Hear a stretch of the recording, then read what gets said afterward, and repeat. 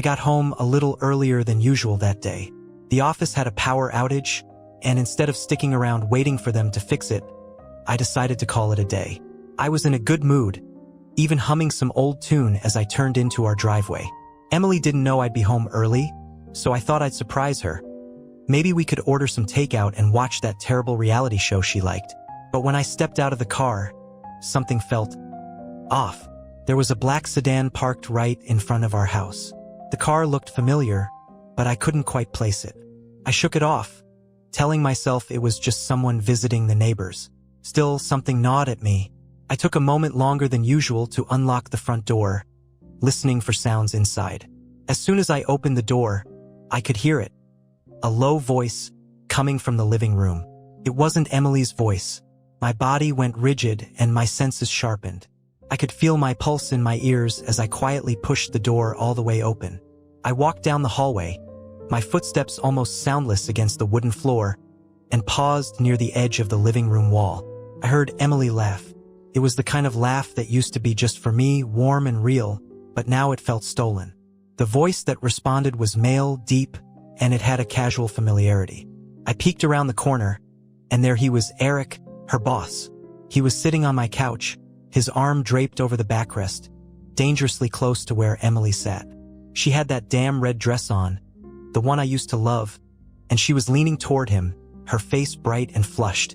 I saw her hand resting on his knee.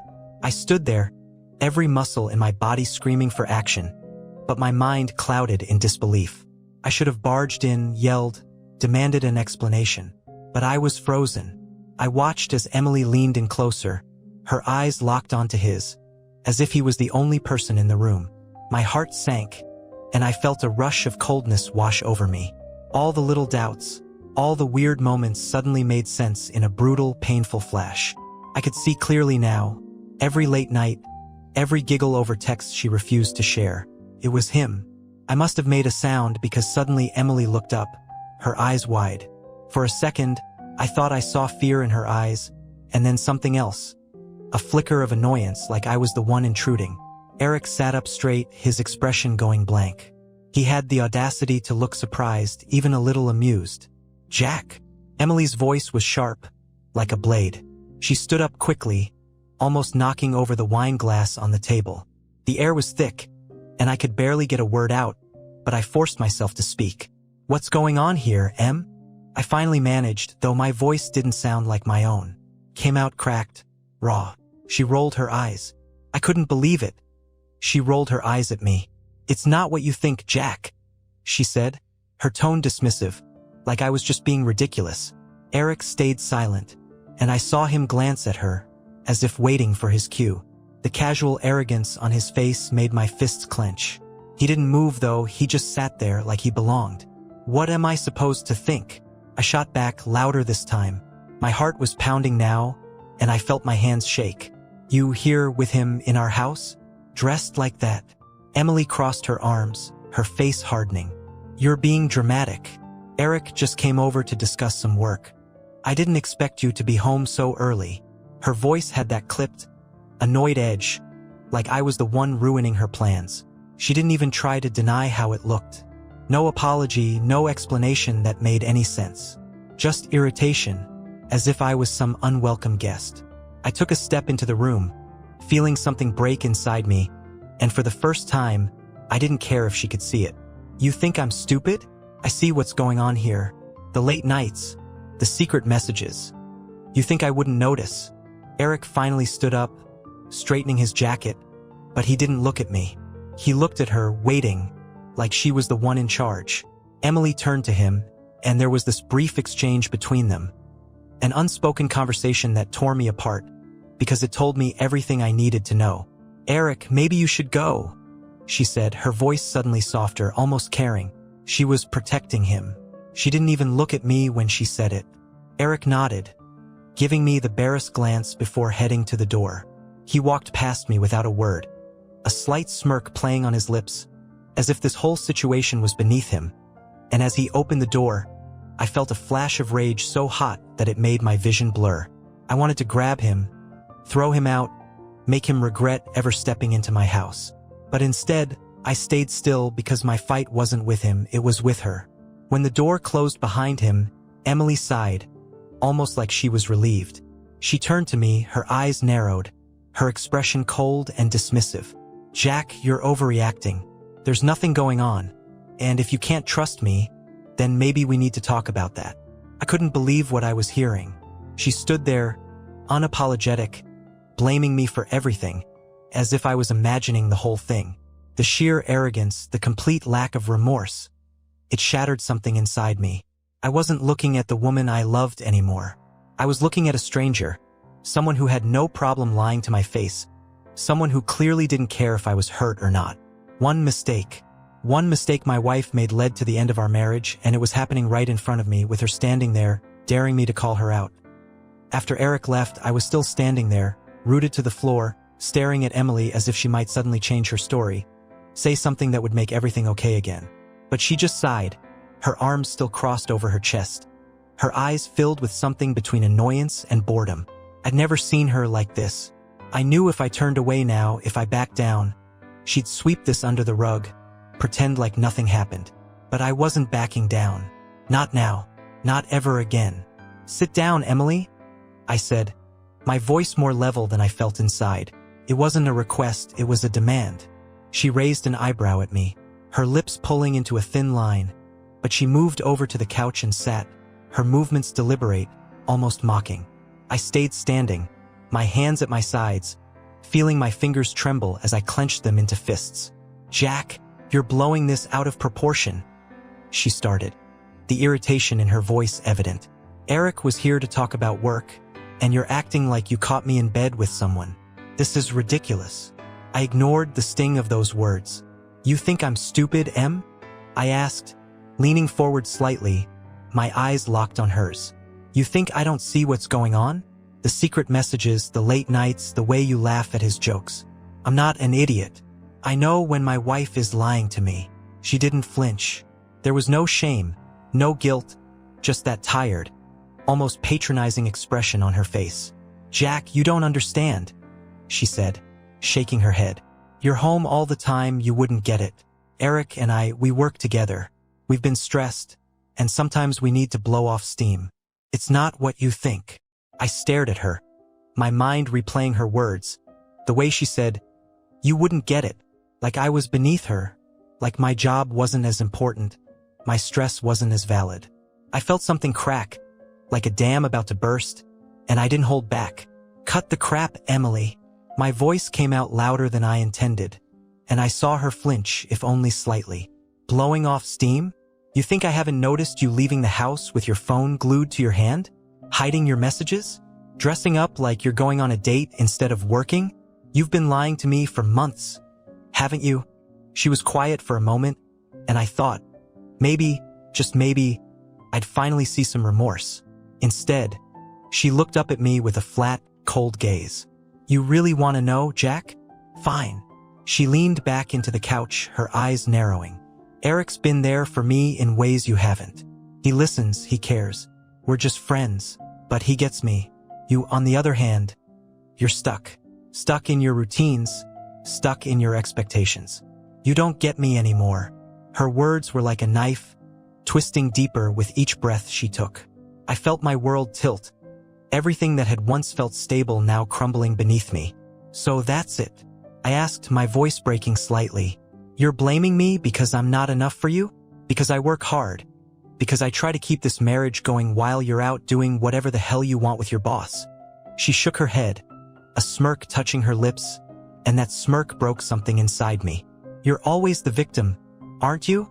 She said, her voice dripping with disdain. Always trying so hard, always being the good guy. But you know what, Jack? It's boring. It's suffocating. I want more than this. More than the same dinners, the same small talk, the same life day in and day out. I had to turn away from her then, because if I didn't, I wasn't sure what I'd do. My heart was pounding, my vision blurred. I walked to the kitchen, my hands bracing against the countertop, trying to steady my breath, trying to think. Her words replayed in my head on a loop, each one harsher than the last. Her face filled with something I could only describe as contempt. The woman I thought I knew. The one I fell in love with, promised forever to, was gone, replaced by someone who looked at me like I was a burden. I heard her stand, her heels clicking against the floor as she walked toward me, her voice cold as ever. "I think we need a break, Jack. I need space. You obviously need time to get over whatever you think is happening here." I turned to face her, and there it was again, no apology, no regret, just a demand for space, as if this was all my fault, as if she hadn't shattered everything. The rage I'd been holding back finally burst free. "You want space, Emily?" I snapped, taking a step toward her. "Fine, you can have all the space you want, but don't think for 1 second I'm going to let you make me the bad guy here. You brought him into our home. You lied to me, you disrespected me in my own house. And now, you want me to just step aside." She blinked, her expression faltering for the first time, and I saw something flicker there. Something like fear or maybe surprise. "Jack, calm down," she said, her voice lower, more cautious now. But I wasn't calming down. Not this time. "No, you don't get to do that. You don't get to treat me like some clueless idiot and then tell me to calm down. You made your choice, Em, and now I'm making mine." For the first time that night, I saw her hesitate, her confidence wavering. "What's that supposed to mean?" she asked, her voice almost a whisper. "It means I'm done," I said, the words feeling final, even though they scared me. "I'm not going to live like this, wondering every night if you're lying to me. I deserve better. I don't know who you are anymore, and maybe I never did, but I'm done pretending this is something we can fix." She opened her mouth, then closed it, her eyes widening as she seemed to realize I was serious. I watched her, waiting for a response, any response that might make me believe she still cared. But all she did was stand there, her face blank, and then, finally, she looked away. "Fine," she said, her voice clipped, emotionless. "If that's what you want, then I won't stop you." I stared at her for a moment longer, hoping for something, anything, that might make me want to fight for us. But there was nothing, just the echo of her indifference. "Yeah," I said, my voice barely above a whisper. "I guess it is." The days that followed felt like a blur, like I was living in a half-empty version of my own life. I took the guest room and Emily stayed in our bedroom. We moved around each other like ghosts, barely speaking. I would get up, get dressed, leave for work, and when I came back, she'd already have found something to keep her out.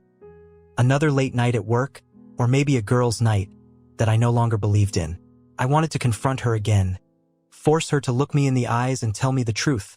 But there was a wall between us now, one she'd built and I was too exhausted to tear down. I thought maybe, just maybe, she'd try to fix things. Say she was sorry, try to talk to me about what happened. Instead, it felt like she was waiting for me to be the one to give up completely, to let her off the hook so she could be free of the burden of pretending she still cared. One night, I came home to find her sitting in the kitchen. It was late, and she was nursing a half-empty bottle of wine. She looked up when I walked in, her eyes narrowing slightly, as if my presence was some kind of inconvenience.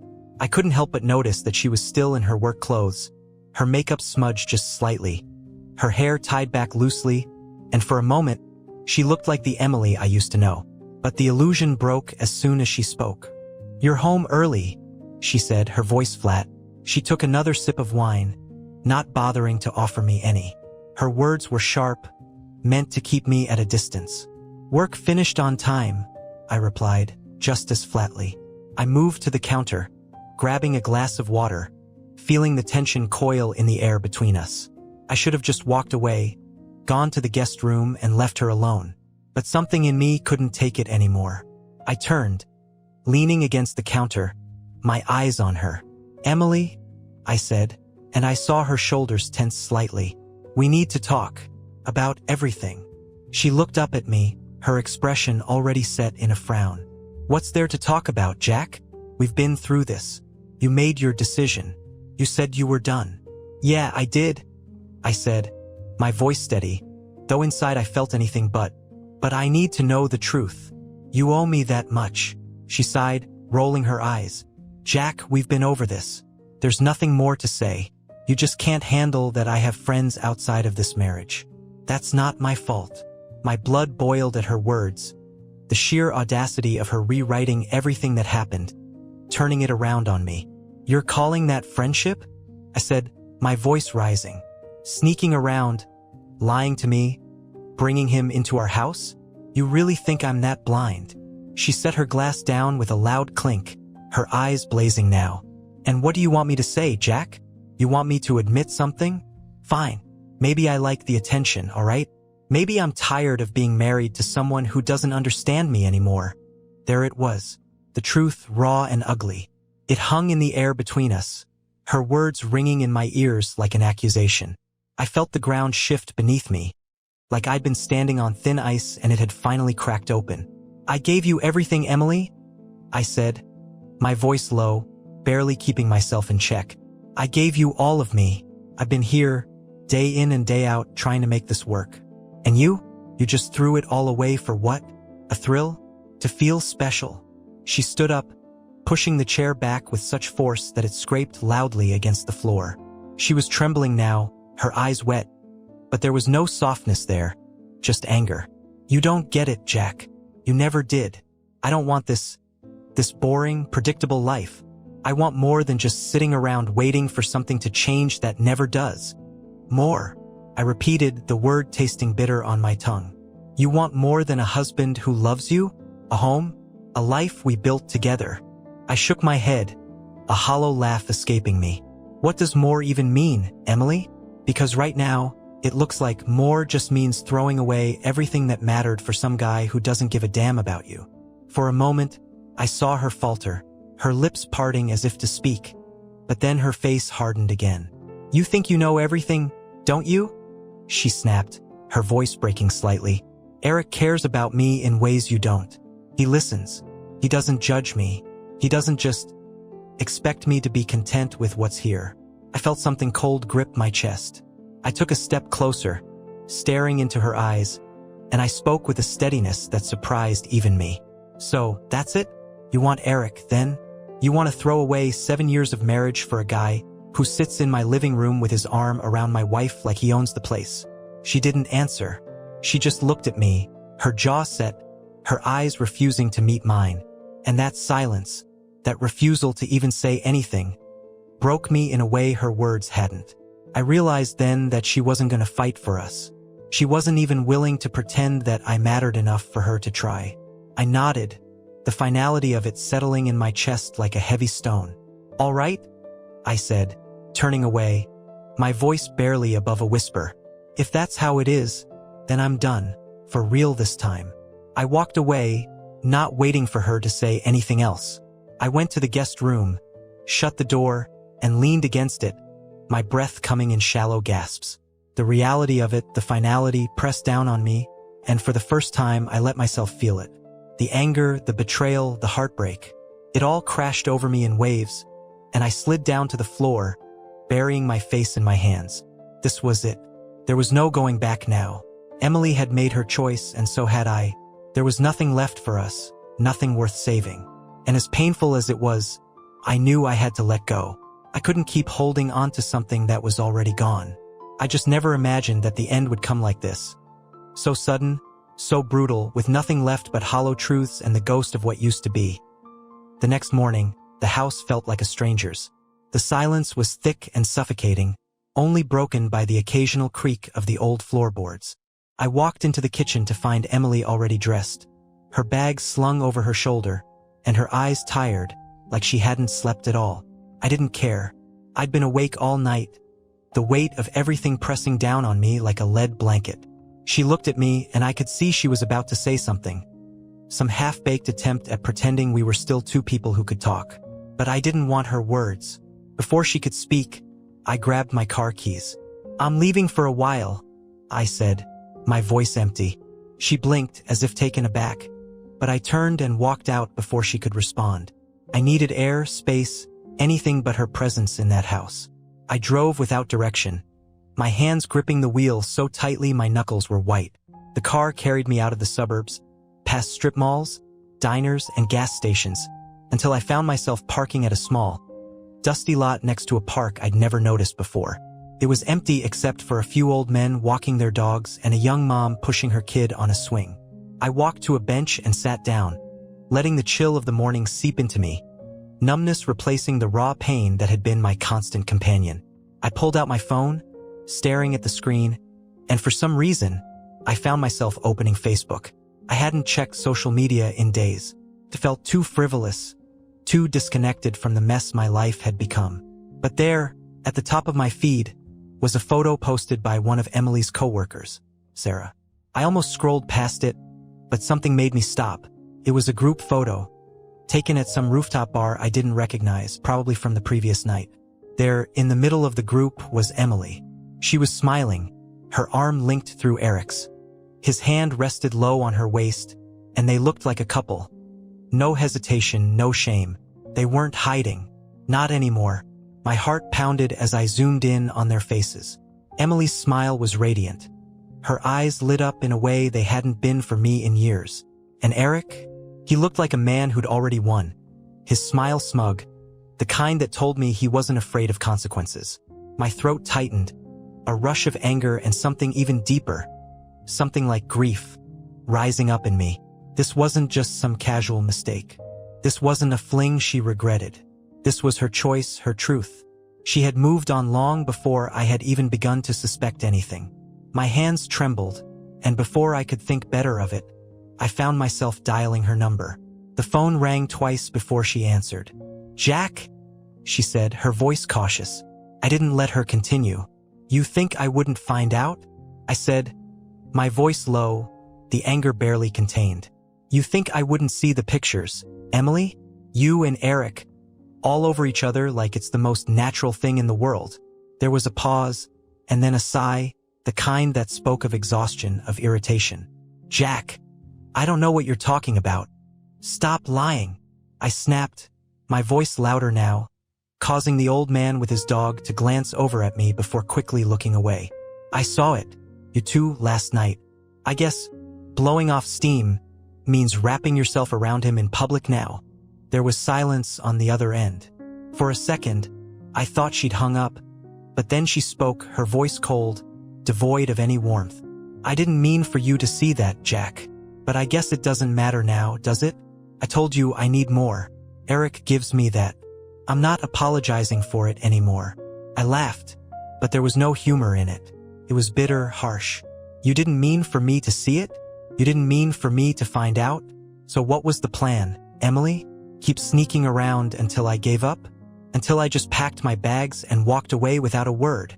Jack, you've already made it clear you're done. What else do you want from me?" Her voice was ice, but beneath it, I could hear something. Maybe fear, maybe guilt. I clung to that, desperate for any sign that she still cared, even a little. "What I want," I repeated, my voice breaking. "I want to know why. Why wasn't I enough? Why did you feel the need to destroy everything we built together? I want to know if any of it even mattered to you." She was quiet for a long time, and I waited, my breath held, hoping for something, anything, that might make sense of all this. When she finally spoke, her voice was tired, almost resigned. "It mattered, Jack, but people change. I changed, and maybe I should have been honest sooner, but I didn't know how. I didn't want to hurt you." I closed my eyes, the weight of her words settling into my bones. "You didn't want to hurt me?" I repeated softly. "Emily, you lied to me every single day. You brought him into our home. You let me think I was the problem while you were out there building a life with someone else. I didn't plan for this to happen," she said, her voice barely audible now. "It just did." I felt something inside me finally snap, the last thread of hope I'd been clinging to unraveling completely. "You know what, Emily? I don't care anymore. You made your choice. You want Eric, you can have him. I'm done trying to understand." There was no response, just silence. I hung up, the emptiness inside me replaced by a strange, hollow clarity. I stared at the phone for a moment longer before tossing it onto the bench beside me. I looked up at the sky, gray clouds gathering, and for the first time in weeks, I felt something like relief. The truth was out. Ugly and painful, but real. There was no more pretending, no more waiting for her to come back to me. I knew now, without a doubt, that she wasn't going to.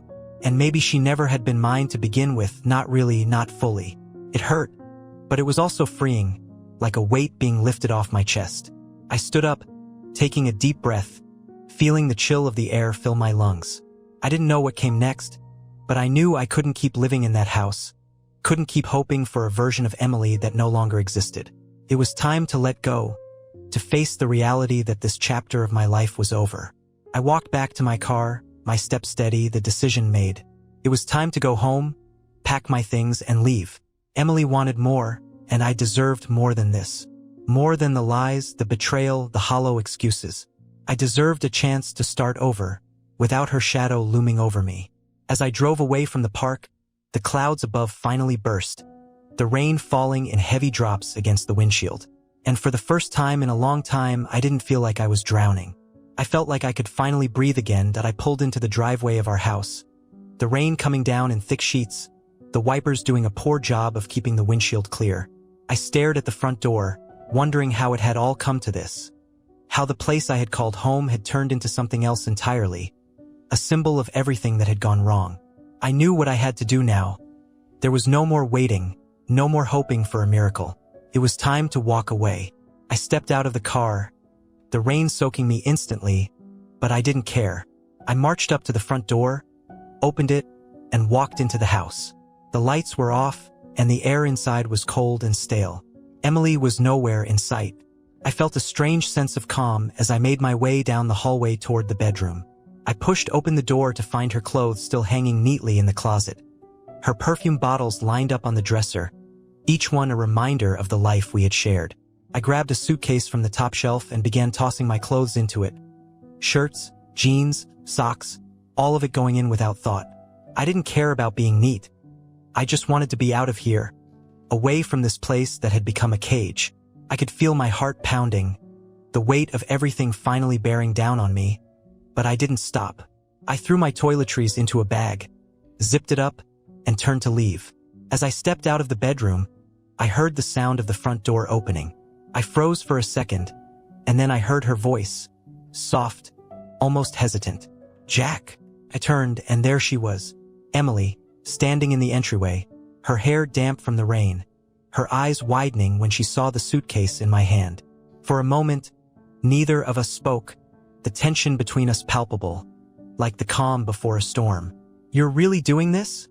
she asked, her voice barely above a whisper. There was something in her eyes, fear, maybe regret, but I didn't trust it. Not anymore. "Yeah, I am," I replied, my voice steadier than I felt inside.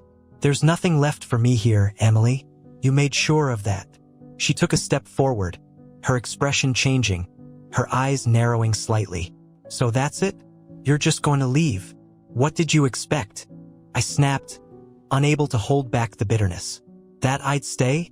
That I'd keep living here, pretending like everything is fine while you run off with him? You don't get to have both, Emily. You don't get to keep me on a leash while you're with someone else." Her jaw tightened, and I saw a flash of anger in her eyes. "I never asked you to stay, Jack. You're the one who's been making this so difficult. I told you I needed space, and all you've done is push and push, trying to make me feel guilty." I laughed, a harsh, humorless sound. "Guilty? You should feel guilty, Emily. You lied to me, you betrayed me, and you've been treating me like I'm the problem this entire time. I'm not the one who brought someone else into our marriage." She crossed her arms over her chest, her face hardening. "You think this is all my fault? You think you didn't play a part in this? You were always so predictable, Jack. So wrapped up in your routines, in your idea of what our life should be. You never saw me. You never really listened." I felt a surge of anger so intense it almost scared me. "I never saw you?" I repeated, my voice rising. "I was always there, Emily. I tried to be what you needed, I tried to make you happy, and you threw it all away for a fling with your boss. Don't you dare stand there and blame me for your choices." She opened her mouth to respond, but I didn't give her the chance. I dropped the suitcase by the front door and walked up to her, my hands shaking. "You know what, Emily? I loved you. I gave you everything I had, and maybe that wasn't enough for you, but it was real. And now I see that you're not the person I thought you were. You're selfish, and you're cruel, and I can't do this anymore." For a moment, her expression softened, and I thought I saw tears welling up in her eyes. But then she blinked, her face going cold again, her chin lifting defiantly. Maybe I am selfish, she said, her voice sharp, but at least I know what I want. And it's not this. The words hung in the air, heavy and final. I stared at her, feeling the last remnants of hope wither away inside me. There was nothing more to say, nothing that could change what had already been broken beyond repair. I turned away, grabbing the suitcase, and walked to the door. I paused for a moment, my hand on the doorknob, the weight of everything pressing down on me one last time. "Goodbye, Emily," I said, my voice barely audible. She didn't respond. I heard her take a breath, but the words never came, and I knew they wouldn't. I opened the door, stepping out into the rain, the cold air hitting me like a slap to the face. I walked to my car, threw the suitcase in the trunk, and climbed in, my hands trembling as I gripped the steering wheel. As I drove away, the house fading in the rearview mirror, I felt a strange mixture of emotions. Grief, anger, relief. It was over. The life I thought I had, the future I imagined, it was all gone, shattered by lies and betrayal. But as the miles stretched out before me, I also felt something else. A small flicker of hope, buried deep beneath the pain. I didn't know where I was going or what came next, but I knew one thing for certain. I was finally free. Free of the lies, free of the deceit, and free of the woman who had broken my heart. And as much as it hurt, there was a part of me that was ready to start over, to find out who I was without her. The rain pounded against the windshield, and I turned on the radio, letting the music fill the car, drowning out the echoes of the past. It wasn't going to be easy, but for the first time in a long time, I felt like I was headed in the right direction. Away from her, away from the broken promises, and toward something, anything, better. That I drove until the rain became a drizzle, until the houses turned into open fields, and the city lights faded into the distance. I had nowhere specific in mind, but my mind kept replaying everything that had happened. The words Emily had thrown at me, the coldness in her eyes. I knew I needed a place to stop, to think, to figure out my next move. After a couple of hours, I ended up at a small motel, the kind of place where nobody asks questions and nobody cares. It wasn't much, just a small room with a bed, a dresser, and a TV that probably only got 2 channels, but it was quiet and that was all I needed. I checked in, tossed my suitcase on the floor, and sat on the edge of the bed, staring at the wall. I pulled out my phone, a strange compulsion urging me to scroll through my old photos. Photos of Emily and me from happier times. There we were on our anniversary last year, smiling in front of some fancy restaurant. There she was at the beach, her hair blowing in the wind, laughing at something I'd said.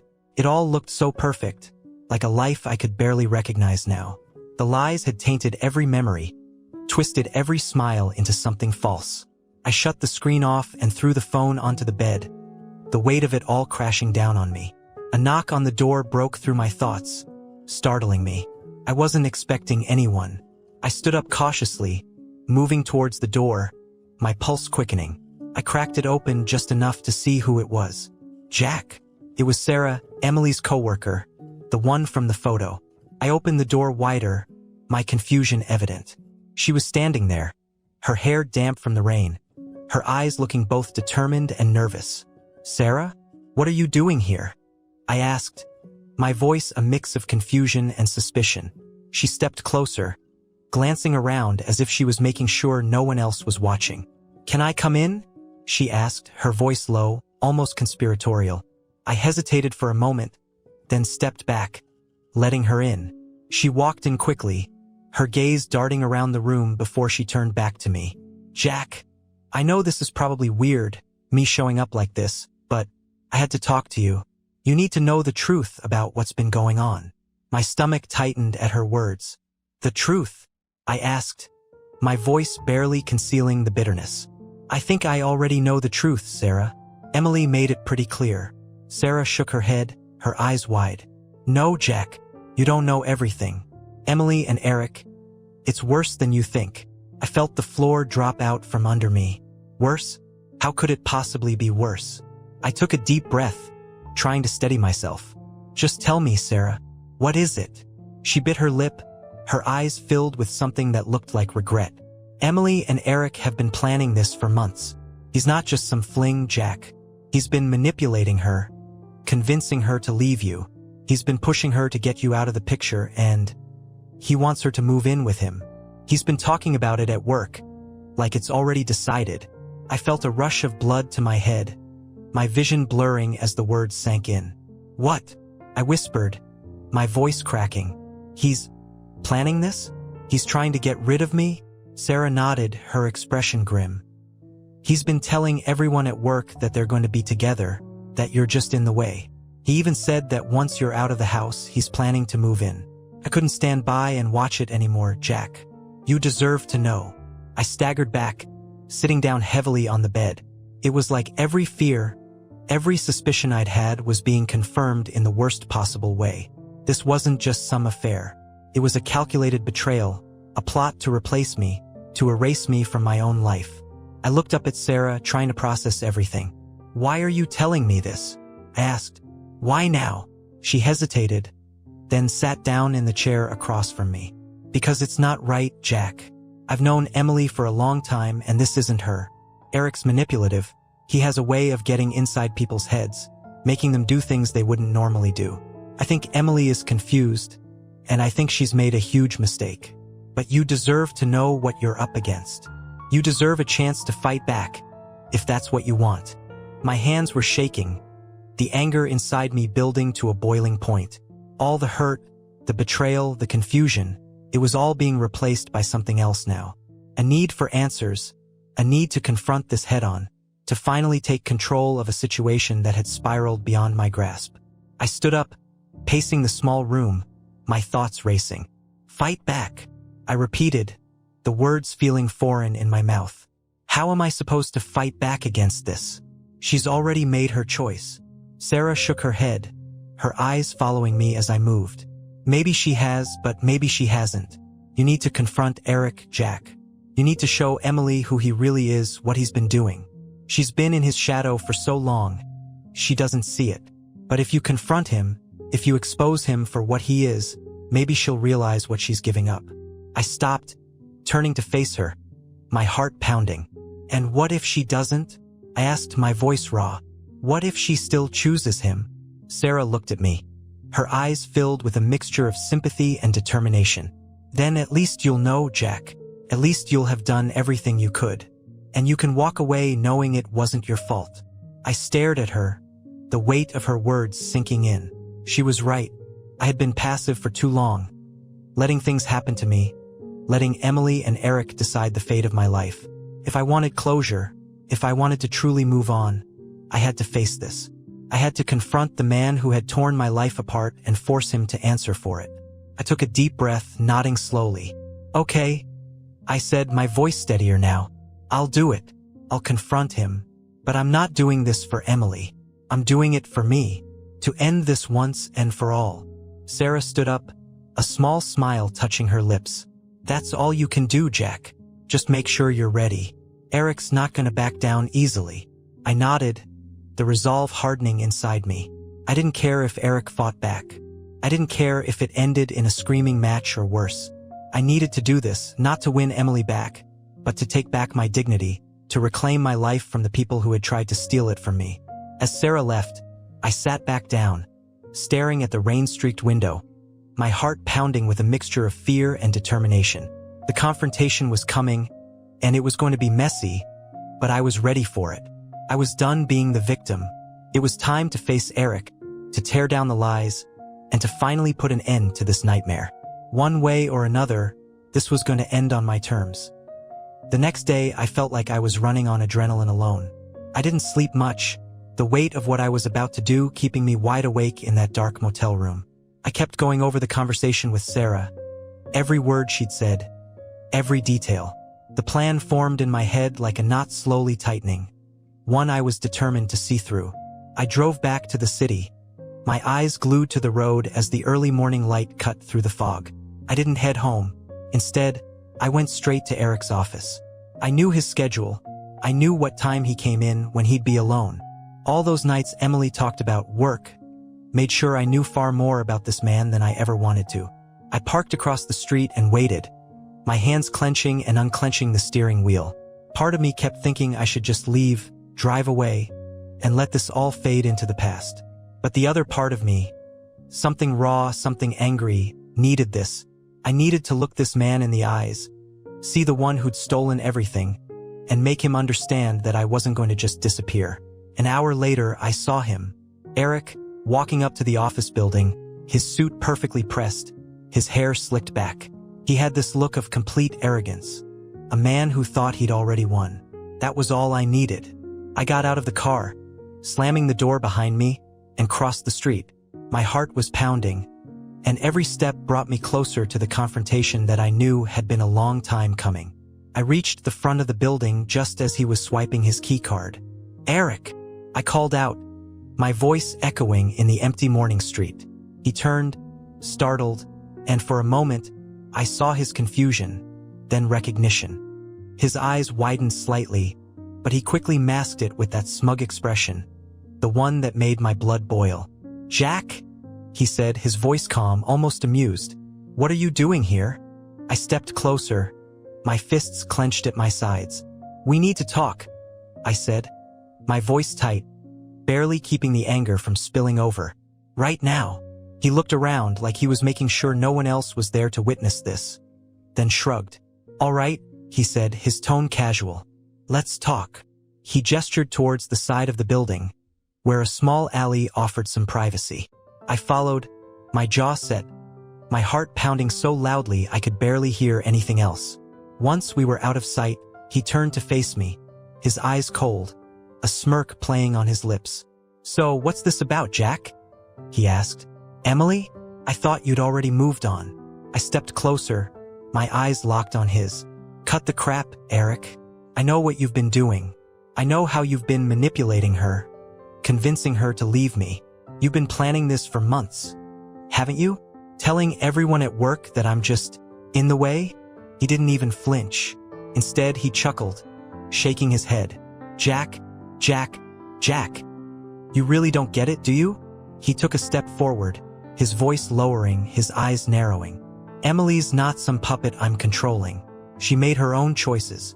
She chose me because she wants more out of life, something you could never give her." His words were like gasoline on a fire, and I felt the rage boil over. I grabbed him by the collar, shoving him back against the wall. "You think you're better than me?" I hissed, my face inches from his. "You think you can just walk into my life and take everything from me?" He didn't look scared, he looked amused, even with his back against the wall. "I didn't take anything from you, Jack. You lost her all on your own. You think she was happy with you? You think she didn't want more?" I wanted to hit him, every muscle in my body screaming for it, but I held back. I wasn't going to give him that satisfaction. Instead, I let go, stepping back, my chest heaving. "You know what, Eric?" I said, my voice shaking. "You might think you've won, but you're nothing. You're a coward who preys on people when they're vulnerable. You think Emily's going to be happy with you? You think she's going to forget what kind of man you really are?" For the first time, I saw something flicker in his eyes.